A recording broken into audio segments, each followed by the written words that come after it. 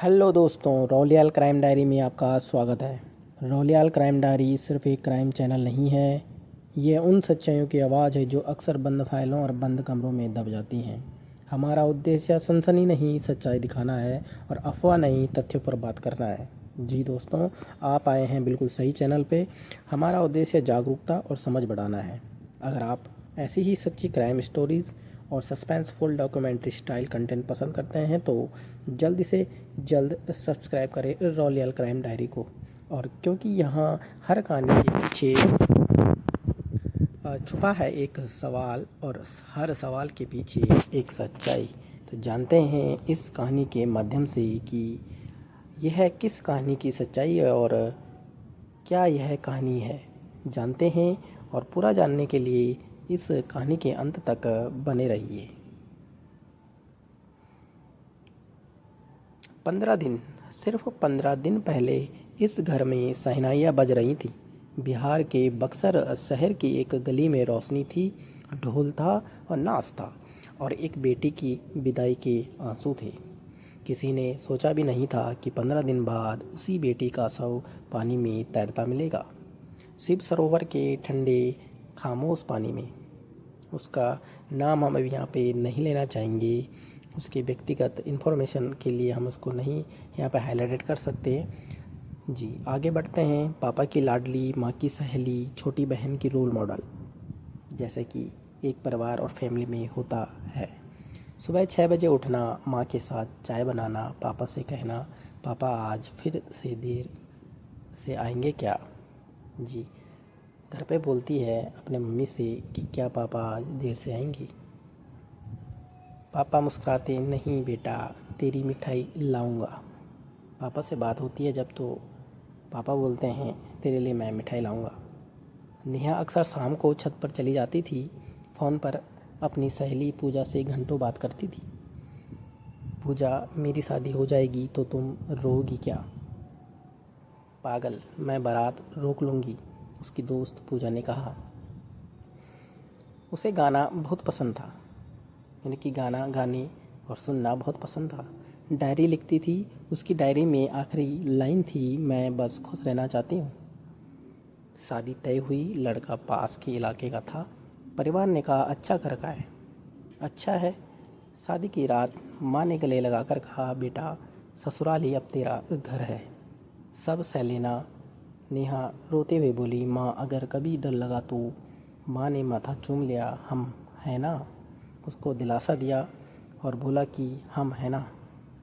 जैसे कि हर एक माँ बाप यही चाहता है कि मेरा बच्चा खुश रहे और ससुराल में सबके साथ अच्छे से रहे, तो यही उसके माँ बाप ने भी उसके लिए यही चाहा था। उसे क्या पता था माँ की वो बात आखिरी सांत्वना होगी। उसको क्या पता था कि ये बात आखिरी होने वाली है उसकी ज़िंदगी की। शादी का जश्न, शादी की खुशी और एक नया सपना, एक नया जीवन। शादी के बाद शुरू में सब ठीक था, लेकिन 5वें दिन से उसने माँ को फ़ोन किया। माँ यहाँ सब अलग हैं। कैसा अलग, उसकी माँ ने पूछा। बस समझ नहीं आता, मुझे अजीब सा लगता है। माँ ने समझाया नई जगह है बेटा, आदत हो जाएगी। 8वें दिन उसने अपनी सहेली से कहा पूजा अगर मैं वापस आना चाहूँ तो क्या हुआ। उसने पूछा क्या हुआ, कुछ नहीं बस दिल घबराता है। जी दोस्तों, उसने बोला कि मेरा दिल घबराता है। उसके बाद उसने फ़ोन कम कर दिए, उसका फ़ोन करना कम हो गया। वो शाम अलग थी, घर में हल्की बहस हुई, पड़ोसियों ने आवाज़ें सुनी। रात 8 बजे नेहा अपने कमरे में थी, यानी कि इसका एक काल्पनिक नाम हमने रख दिया है क्योंकि हम उसके नाम को हाईलाइटेड नहीं करेंगे, हम दुल्हन कह सकते हैं। वो घर से निकली किसी से पूछकर, किसी को नहीं पता कि वो किससे पूछकर निकली। ससुराल वाले कहते हैं हमें लगा छत पर होगी। रात भर खोज हुई, फ़ोन बंद, और अगली सुबह प्रातःकाल 6 बजे शिव सरोवर के किनारे भीड़ लगी। किसी ने पानी में कुछ तैरता देखा, जब पास गए वो लाल साड़ी का किनारा था। जी दोस्तों, सही सुना आपने, वो लाल साड़ी का किनारा था।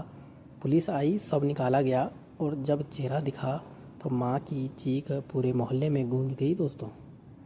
जैसा कि एक माँ के लिए ये असहनीय दर्द था।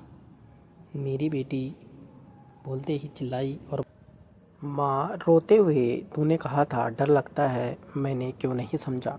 पिता दीवार पकड़ कर बैठ गए। मैं तुझे खुद छोड़कर आया था बेटी। छोटी बहन बार बार पूछ रही थी, दीदी वापस आएगी ना।